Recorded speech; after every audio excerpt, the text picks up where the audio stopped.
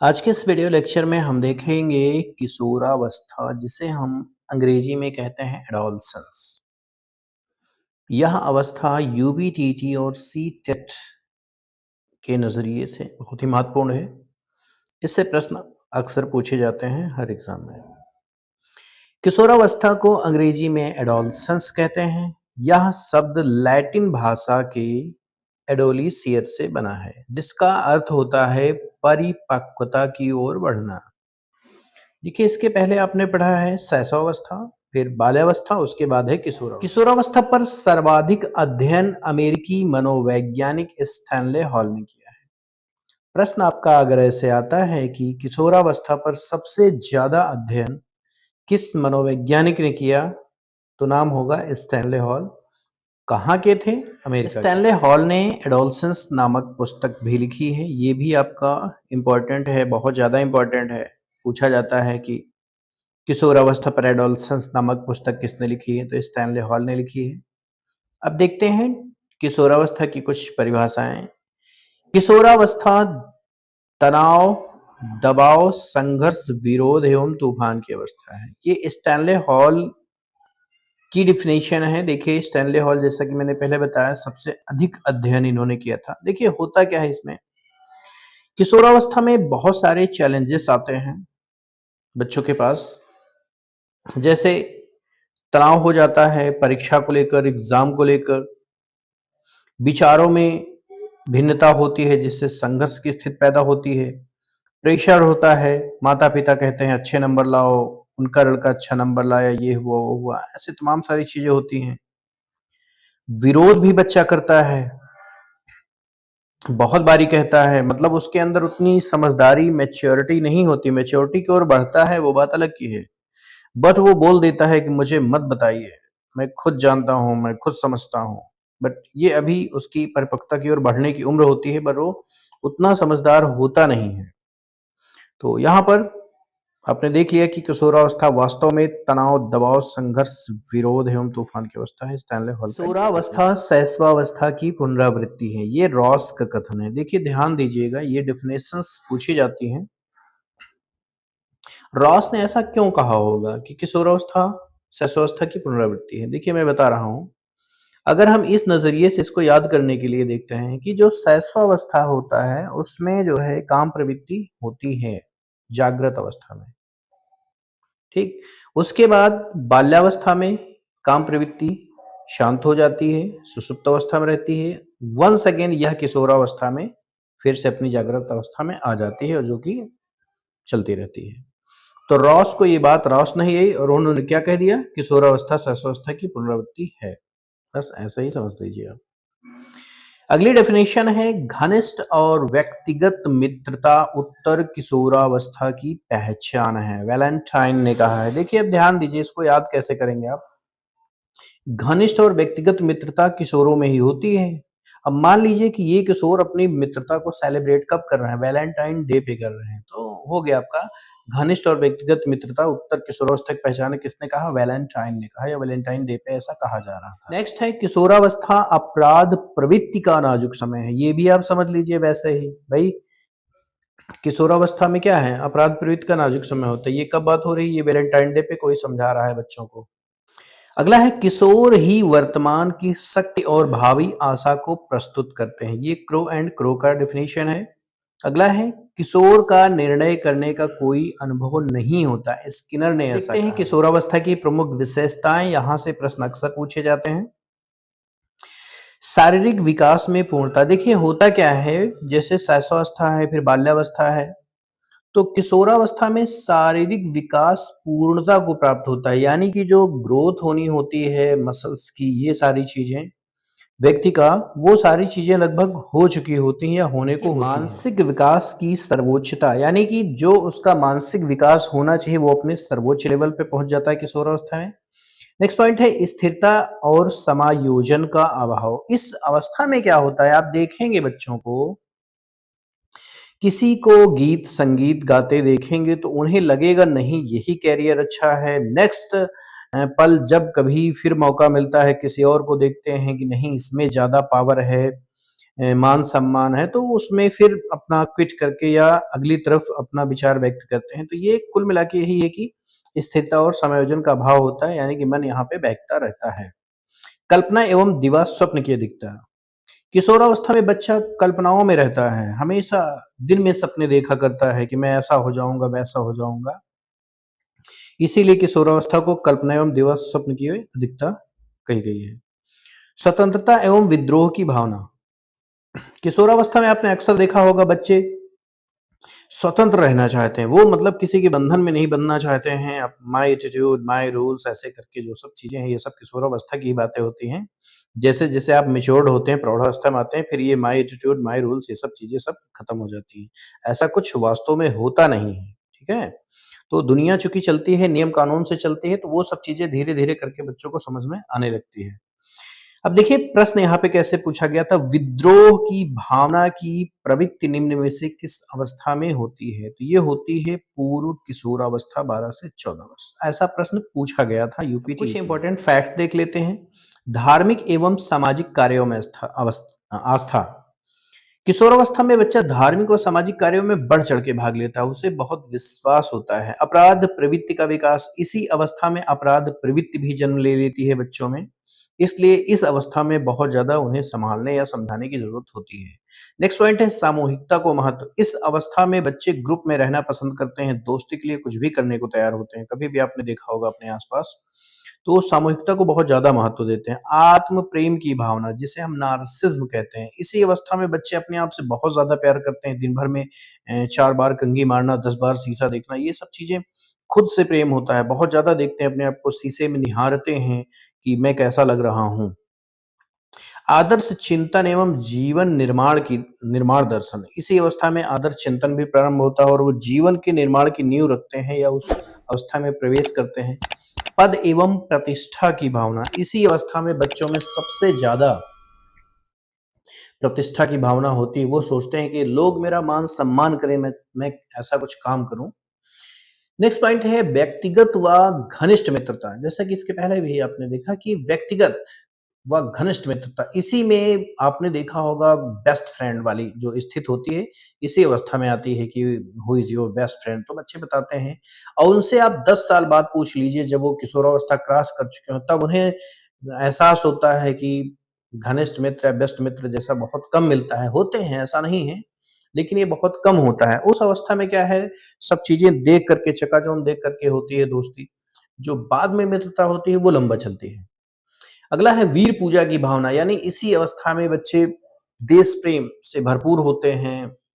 वीर पूजा की भावना होती है और वो देश के लिए कुछ भी करने को तैयार होते हैं। आत्महत्या की प्रवृत्ति, देखिए इसी अवस्था में बहुत ज्यादा उपेक्षा की जाती है, तो बच्चे आत्महत्या के लिए भी कोशिश करते हैं। बहुत सारी घटनाएं देखने को मिलती है। बहिर्मुखी व्यक्तित्व, इसी अवस्था में बच्चे का जो व्यक्तित्व होता है वो वर्साटाइल होता है। मतलब एक ही समय में बच्चा कई चीजों में अच्छा होता है, जैसे खेल कूद में भी अच्छा हो जाता है, गाने में भी अच्छा हो जाता है, दौड़ में भी अच्छा होता है। तो यहाँ पर मोस्टली बहिर्मुखी व्यक्तित्व देखने को मिलता है। जीवन का सबसे कठिन काल, हाँ ये तो बिल्कुल सही है कि यह जीवन का सबसे कठिन काल होता है। इस दौर में अगर बच्चा संभल गया तो समझ लीजिए उसका जीवन सही हो गया। अदरवाइज बहुत सारे कॉन्फ्लिक्ट से गुजरते हैं, उनको बहुत सारी चीज़ों का सामना करना पड़ता है। अभी आपने किशोरावस्था पढ़ा जिसे हम एडोलसेंस भी कहते हैं। अब चलिए इससे रिलेटेड कुछ हम एमसीक्यूज देखते हैं जिससे आपकी तैयारी को एक बेहतर आयाम मिल सके। पहला प्रश्न है, किशोरावस्था को तूफान और तनाव की अवस्था किसने कहा? 4 ऑप्शन है, स्किनर, फ्रायड, स्टैनले हॉल और पियाजे। तो आपको पता है कि स्टैनले हॉल ने ही किशोरावस्था को तूफान और तनाव की अवस्था कहा है। अब देखिए यहाँ पर स्टैनले हॉल ने किशोरावस्था को भावनात्मक उतार चढ़ाव, तनाव और संघर्ष की अवस्था बताया। That's right. नाउ किशोरावस्था सामान्यतः किस आयु के बीच मानी जाती है? बहुत अच्छा प्रश्न है। देखिए पहला ऑप्शन है 2 से 6, 6 से 12, 12 से 18। तो इसका सही जवाब है किशोरावस्था 12 से 18 वर्ष के बीच मानी जाती है। शिक्षा मनोविज्ञान में सामान्यतः 12 से 18 वर्ष की आयु को ही किशोरावस्था माना जाता है। नाउ थर्ड क्वेश्चन है, किशोरावस्था में सबसे अधिक कौन सा विकास तीव्र होता है? पहला ऑप्शन है भाषा विकास, फिर है शारीरिक विकास, नैतिक विकास, संवेगात्मक विकास। तो दूसरा ऑप्शन है शारीरिक विकास किशोरावस्था में ज़्यादा तेजी से होता है। शरीर को जितना डेवलप होना होता है शरीर डेवलप हो चुका होता है किशोरावस्था। व्याख्या में आप देख पा रहे हैं, इस अवस्था में हार्मोनल परिवर्तन के कारण ऊंचाई, वजन और शारीरिक बनावट में तेजी से बदलाव देखने को मिलते हैं। नेक्स्ट है, किशोरावस्था को जीवन का सबसे कठिन काल किसने कहा है? बहुत अच्छा प्रश्न है। Ross, Hurlock, crow and crow और फ्राइड। तो इसका सही जवाब है रॉस। रॉस ने कहा है किशोरावस्था को जीवन का सबसे कठिन।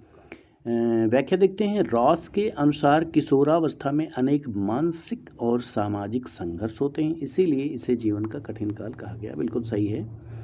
अगला प्रश्न है, किशोरावस्था में बालक मुख्य रूप से क्या चाहता है? पूर्ण नियंत्रण, स्वतंत्रता, दंड या एकांत? तो इसका सही जवाब है स्वतंत्रता। देखिए ये चीज़ मैंने पढ़ाया है, आप ध्यान दीजिएगा जो चीज़ें पढ़ाई हैं।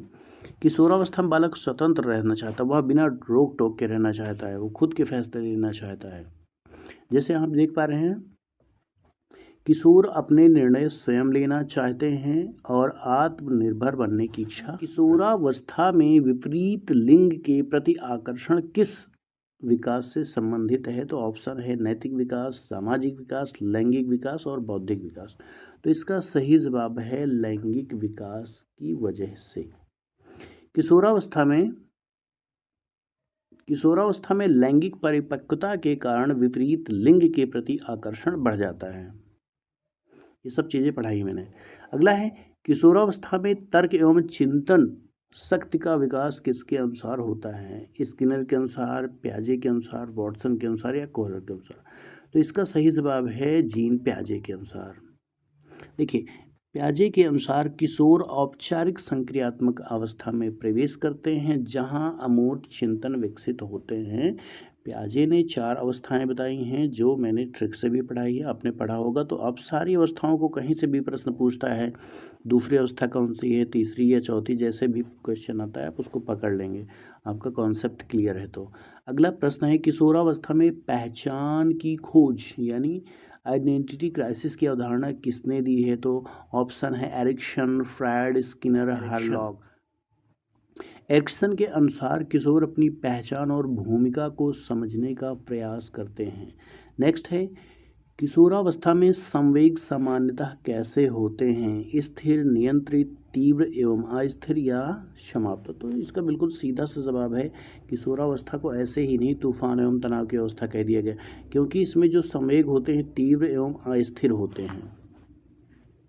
ये देखिए, हार्मोनल परिवर्तन के कारण किशोरों में भावनाएं जल्दी बदलती हैं। अगला प्रश्न है, किशोरावस्था में मित्र समूह का प्रभाव कैसा होता है? बहुत अच्छा प्रश्न है। देखिए, बहुत कम, बिल्कुल नहीं, अत्यधिक या केवल लड़कों पर? तो इसका सही जवाब होगा अत्यधिक होगा, क्योंकि किशोरावस्था में मित्रता बहुत मैटर करती है। अत्यधिक, किशोर अपने मित्रों की राय और व्यवहार से बहुत प्रभावित होते हैं। This is important point. अगला है, किशोरावस्था में नैतिक विकास का प्रमुख सिद्धांत किसने दिया है? तो नैतिक विकास का सिद्धांत आपको पता है, कोहलबर्ग, पावलोव, गेसल, थार्नडाइक। तो नैतिक विकास का सिद्धांत दिया है कोहलबर्ग ने। ये सब चीज़ें पढ़ चुके हैं आप।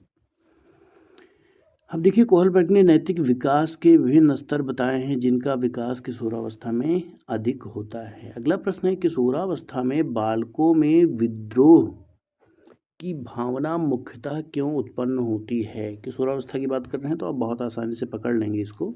ठीक है, देखते हैं। देखिए, खेल की कमी, स्वतंत्रता की इच्छा, भोजन की कमी या बीमारी का कारण? तो खेल की कमी नहीं है, इसमें सबसे मेन है स्वतंत्रता की इच्छा। ठीक है, फ्रीडम वो चाहते हैं, इसीलिए विद्रोह करते हैं। किशोर अपने निर्णय स्वयं लेना चाहते हैं, इसीलिए कई बार विरोध या विद्रोह भी करते हैं। अगला प्रश्न है, किशोरावस्था में आत्मसम्मान का विकास मुख्यतः किससे जुड़ा है? सामाजिक स्वीकृति, भोजन, खेल या दंड? तो पहला ऑप्शन सही है, सामाजिक स्वीकृति चाहते हैं। किशोर अपने साथियों और समाज से स्वीकृति प्राप्त करना चाहता है। अगला प्रश्न है, किशोरावस्था में शिक्षा का मुख्य उद्देश्य क्या होना चाहिए? केवल अनुशासन, केवल परीक्षा, व्यक्तित्व का सर्वांगीण विकास या केवल खेल? तो सही जवाब है व्यक्तित्व का सर्वांगीण विकास। इस अवस्था में शारीरिक, मानसिक, सामाजिक और नैतिक विकास पर ध्यान देना बहुत ज़रूरी होता है किशोरावस्था में। अगला प्रश्न है, किशोरावस्था में कल्पना शक्ति सामान्यतः कैसी होती है? ऑप्शन है कम, समाप्त, अत्यधिक विकसित या स्थिर। तो सही जवाब है अत्यधिक विकसित होता है भैया किशोरावस्था में कल्पना शक्ति। दिवा स्वप्न में खोए रहते हैं, ऐसा भी मैंने पढ़ाया है। तो देखिए, किशोर भविष्य, कैरियर और आदर्शों के बारे में अत्यधिक कल्पना करता है। वो सोचता रहता है कि मैं ऐसा करूँगा, वैसा करूँगा, ऐसा बनूँगा, वैसा बनूँगा। ये सारी चीज़ें चलती रहती हैं। अगला प्रश्न है, किशोरावस्था में उचित मार्गदर्शन क्यों आवश्यक है? सबसे इम्पोर्टेंट पॉइंट है, केवल पढ़ाई के लिए संवेगात्मक संतुलन और सही दिशा हेतु, केवल खेल हेतु, समय बिताने हेतु। तो बिल्कुल सिंपल सी बात है, बहुत आसानी से आप इसका उत्तर पकड़ पाएंगे। संवेगात्मक संतुलन और सही दिशा हेतु किशोरावस्था में उचित मार्गदर्शन आवश्यक होता है। ठीक, अब देखिए, सही मार्गदर्शन किशोरों को तनाव, भ्रम और गलत आदतों से बचाने में मदद करता है। अगला प्रश्न है, किशोरावस्था में सामाजिक चेतना का विकास कैसा होता है? नहीं होता, बहुत कम होता है, तेजी से होता है या समाप्त हो जाता है? तो किशोरावस्था में सामाजिक चेतना का विकास तेजी से होता है भैया। ठीक, अगला है, देखते हैं, किशोर समाज नियमों और सामाजिक संबंधों के प्रति अत्यधिक जागरूक हो जाते हैं। नेक्स्ट क्वेश्चन है, किशोरावस्था को स्वर्णिम काल भी कहा जाता है, ऐसा क्यों? क्योंकि इसमें पढ़ाई नहीं होती। गलत है भैया, क्योंकि विकास की अनेक संभावनाएं होती हैं। तो ये बिल्कुल सही जवाब है। ठीक, किशोरावस्था को स्वर्णिम काल क्यों कहा गया? क्योंकि इसमें विकास की अनेक संभावनाएं होती हैं। ठीक, अब देखते हैं, इस अवस्था में ऊर्जा, रचनात्मकता और सीखने की क्षमता बहुत अधिक बाद होती है बुद्धि परीक्षण।